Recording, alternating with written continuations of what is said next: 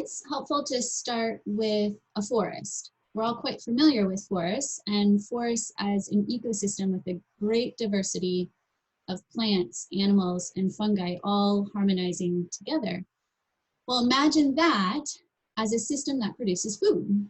The majority of elements in that system being productive. That's a food forest, also known as an edible forest garden. It is, at its simplest, a system designed to mimic the structure and function of a young forest or a forest edge, though it's planted intentionally with edible plants or plants that have a particular function to humans or to the system. So let's imagine what that might look like. All forests have layers, so you start off with a canopy layer, that's the top of the forest. Then you have an understory layer, and under those you have bush and shrub layers going down to herbaceous layers, which are non-woody plants. And then you have a root yield, plants that have large starchy roots, and then on the ground you have ground cover. You might also have vertical climbers or vines.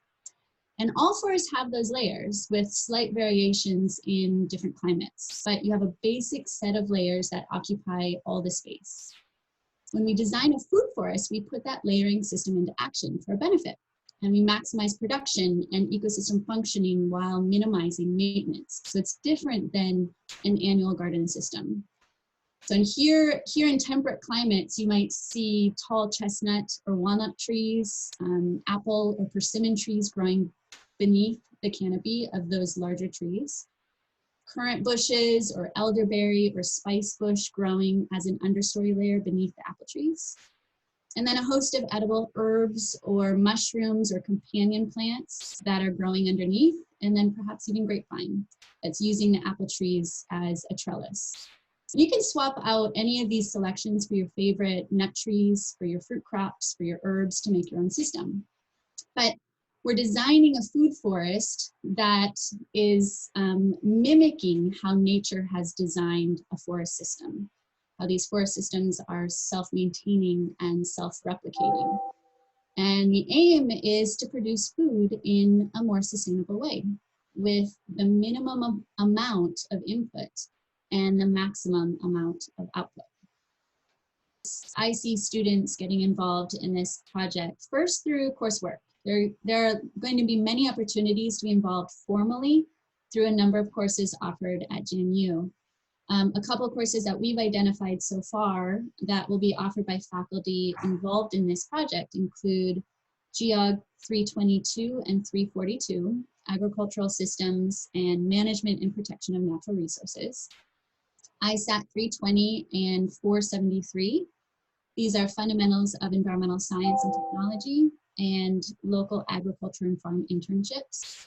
And then Bio 426, Topics in Biology, and Bio 364, Human Uses of Plants.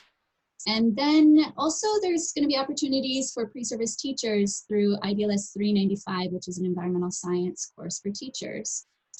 And then, of course, students could also get involved through capstone projects or other research-oriented courses that they can pursue independently with oversight from a faculty member, or could pursue research with or in conjunction with a faculty involved in this project.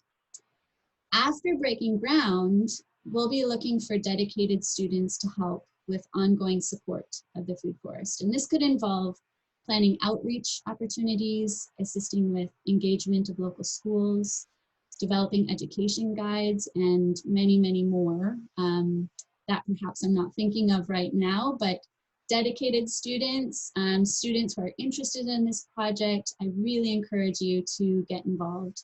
And I do see that this project could engage students with diverse disciplinary backgrounds, from biology to education, to the geographic sciences, to the social sciences, and more.